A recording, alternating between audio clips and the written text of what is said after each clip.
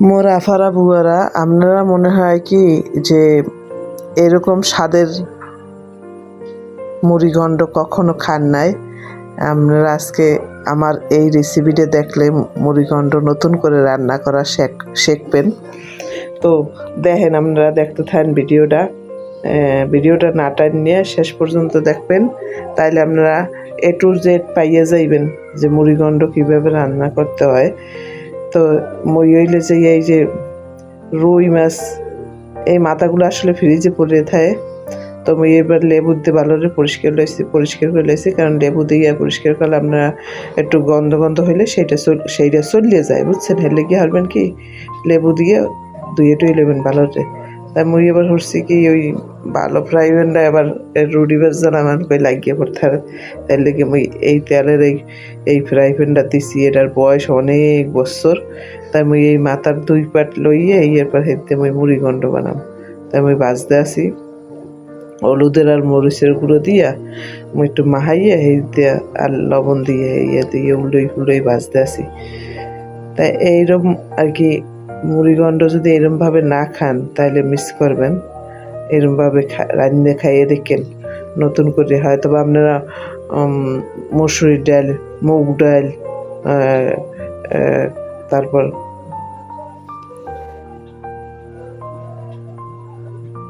বুটের ডাল দিয়ে হয়তো বা আপনারা খাইছেন। তাই মুই মাসকলার ডাল দিয়ে নতুন করে আপনাকে রান্না শিখামো।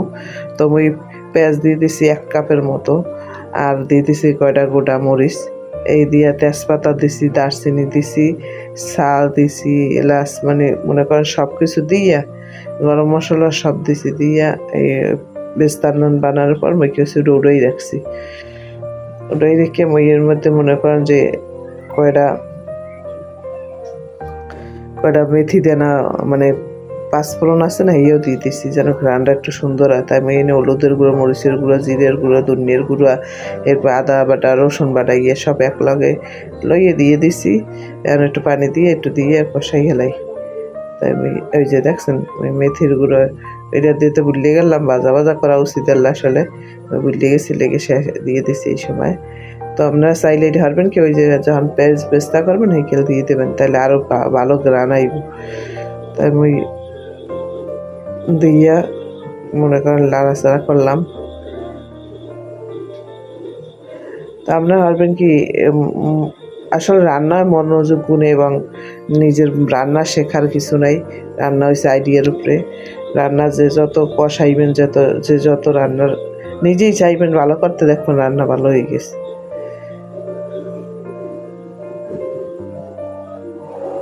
তো দেখেন এই যে মুই লাড়াচাড়া করে 2 কষানি দিয়ে নিতে আসি।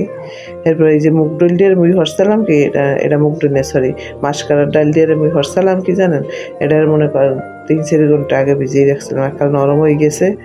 চাপান ডাল মিলেই যে, আর আপনারা চাইলে না ভিজিয়ে লইলে, বেশিক্ষণ না ভিজিয়ে লইলে তো আপনারা একটু ওই যে আছে না, লবণ দিয়ে একটু হলুদ দিয়ে ওই যে প্রেশার কুকার দিয়ে একটু সেদ্ধ দিয়ে লইতে পারেন। তাই মুই দিই নরম বেশি হয়ে গেছে, তাই মুই এরকম যে সেদ্ধ আর লাগবো না, মুই এমনি দিয়ে দিছি। ওই যে 1.5 কাপের মতো মাসকলার ডাল মুই দিয়ে দিলাম এখানে। ফুললি আর কি এতটি হয়েছে, 1.5 কাপ আনলে না, ফুললি এইটি হয়েছে, বুঝছেন? কারণ এটার পর আর ফুলবে না, এই ফোলা শেষ। তাই এরপর মুই আসলে মোর এতক্ষণ ভিজেন নিয়ে চিনতে পারলে না, আমার তাড়াতাড়ি আন্দার চিনতে পারলে, কিন্তু মুই এবার শুয়ে পড়ছিলাম, ঘুমাই পড়ছিলাম, এর লেগে ভিজছে।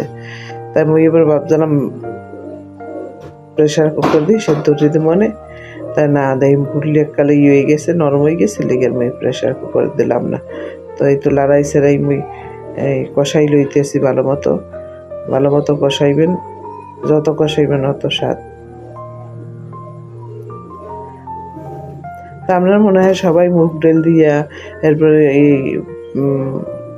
কি জিন বলে, মসুর ডাল দিয়া, এরপর মনে করেন এগুলো দিয়া আপনারা খাইছেন, কিন্তু মাসকলার ডাল দিয়ে মনে হয় কেউ কোনোদিন খান নাই।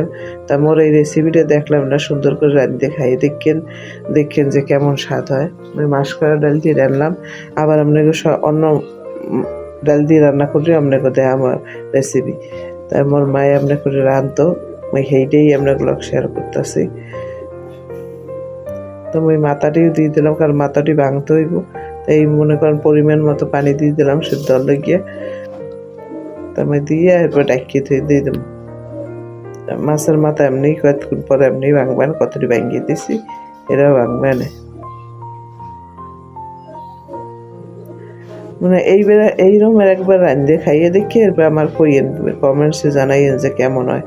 দেখবেন অবশ্যই মজার হইবে। এবং ফ্লেভারটা, এই যে পাঁচফোড়নের জন্য ফ্লেভারটা এত সুন্দর হয়, এক পাওয়ার মতো না। খাইয়ে দেখি আমরা। তো আমি রেখে দিলাম। এরপরে যে সেদ্ধ হইতেছে, মানে জালটা একটু কমাই দিছি, কারণ হেলে তেলটা উপরে যাবে না, জালটা কমাই দিছি যেন সেদ্ধ হয়, আস্তে ধীরে হইয়া যাক মনে করেন।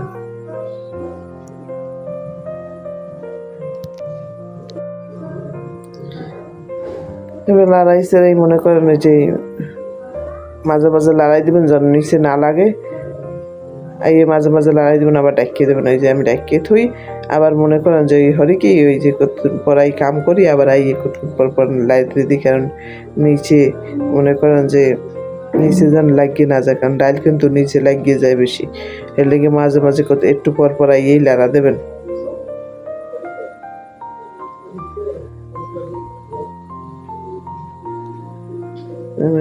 আবারও ডাকনা দিয়ে কতক্ষণ সেদ্ধ করে লইতেছি। তারপর জিরে ওই এসে আর মই জিরের গুঁড়ো দিয়ে দিলাম। ধনিয়া পাতা দিলে আরও মজা হয়, কিন্তু মোর তার ধনিয়া পাতা আনলে না, লেগে আমি ধনিয়া পাতা দিতে পারিনি। ওই জিরের গুঁড়ো দিছি, এরপর দিলাম ওই যে পেস্তা করে রাখছিলাম হেঁটে দিয়ে দিলাম।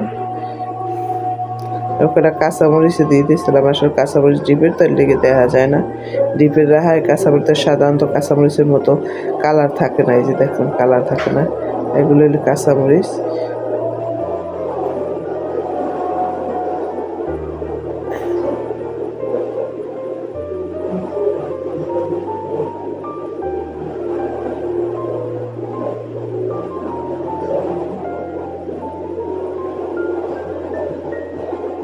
ঘন হয়ে আইসে তো লেগে আমি বেশি বেশি লাগতেছে, ঘন হয়ে গেলেই মনে করেন যে নিজে লাগিয়ে পরে বেশি গেলে।